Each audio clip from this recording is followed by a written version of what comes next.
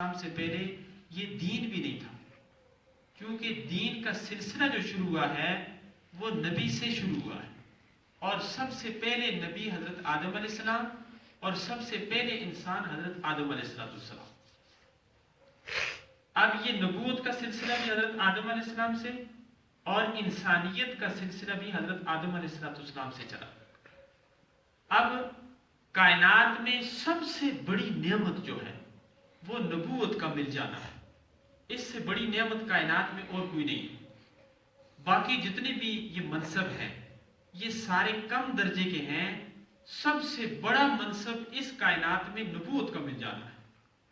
اور یہ یاد رکھنے کی بات ہے، ہمارا یہ ایمان ہے، ہمارا یہ عقیدہ ہے کہ نبی اللہ کا انتخاب شدہ ہوتا ہے۔ اللہ جس کو نبی بناتے ہیں وہ نبی ہوتا ہے، جس کو اللہ نبی نہیں بناتے وہ نبی نہیں بن سکتا۔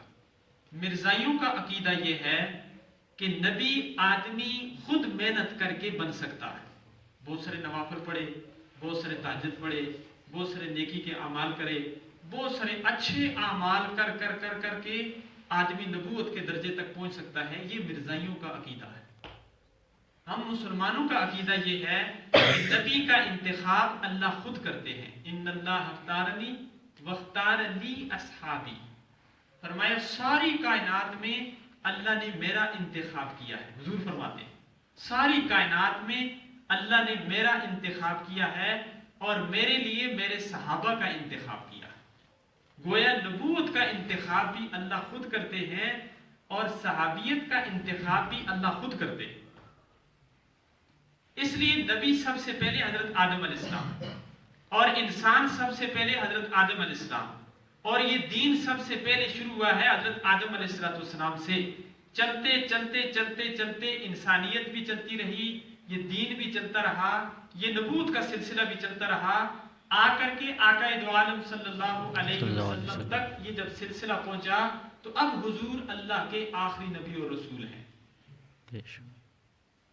دائرہ اسلام میں آنے کے لیے، مسلمان ہونے کے لیے یہ لازم ہے کہ کوئی آدمی آقا دو عالم صلی اللہ علیہ وسلم کو اللہ کا آخری نبی اور رسول مانے۔ ایک بات یاد رکھنے کی ہے، باقی انبیاء علیہ السلام کو اللہ کا نبی اور رسول مانے گا تو یہ آدمی مسلمان ہوگا، لیکن جناب نبی پاک صلی اللہ علیہ وسلم کی ذات اقدس کے لیے ایک شرط اضافے کی ہے، وہ یہ ہے کہ آپ نے آپ کو اللہ کا نبی اور رسول بھی ماننا ہے اور ساتھ آپ کو خاتم النبیین بھی ماننا ہے۔ کسی آدمی کا اگر یہ عقیدہ ہو کہ میں جناب نبی پاک صلی اللہ علیہ وسلم کو اللہ کا نبی اور رسول مانتا ہوں لیکن آخری نبی نہیں مانتا تو یہ آدمی مسلمان نہیں ہے۔ مرزائی بھی یہی کہتے ہیں، مرزائی کہتے ہیں ہم حضور کو اللہ کا نبی اور رسول مانتے ہیں لیکن آخری نبی نہیں مانتے، جس کی وجہ سے وہ دائرہ اسلام سے خارج ہیں، وہ مرتد ہیں، وہ زندیق ہیں، وہ واجب القتل ہیں، ان کا اسلام کے ساتھ اور مسلمانوں کے ساتھ کوئی تعلق بھی نہیں ہے۔ ان کا عقیدہ یہ ہے کہ حضور کی ذات کے بعد مرزا غلام قادیانی نبی ہے۔ ہمارا عقیدہ یہ ہے، حضور اکرم صلی اللہ علیہ وسلم نے ارشاد فرمایا کہ میرے بعد 30 جھوٹے دجال آئیں گے، 30 جھوٹے دجال، اور وہ دعویٰ کریں گے کہ ہم اللہ کے نبی ہیں۔ فرمایا میری امت کے مسلمانوں یہ یاد رکھو، انا خاتم النبیین لا نبی بعدی، میں اللہ کا آخری نبی اور رسول ہوں، میرے بعد اب قیامت کی صبح تک کوئی اور نبی اور رسول نہیں آ سکتا۔ یہ ہمارا عقیدہ ہے، اور اس زمانے میں اس عقیدے کو سمجھنا اور اس پر کاربند رہنا یہ انتہائی ضروری ہے۔ ہر زمانے میں تھا، اس زمانے میں فتنے بہت زیادہ ہیں۔ حضور نے ارشاد فرمایا آخری زمانہ ہوگا، دین پر عمل کرنا اتنا مشکل ہو جائے گا جتنا ہاتھ میں انگارہ پکڑنا مشکل ہے، جیسے آدمی ہاتھ میں آگ کو نہیں پکڑ سکتا۔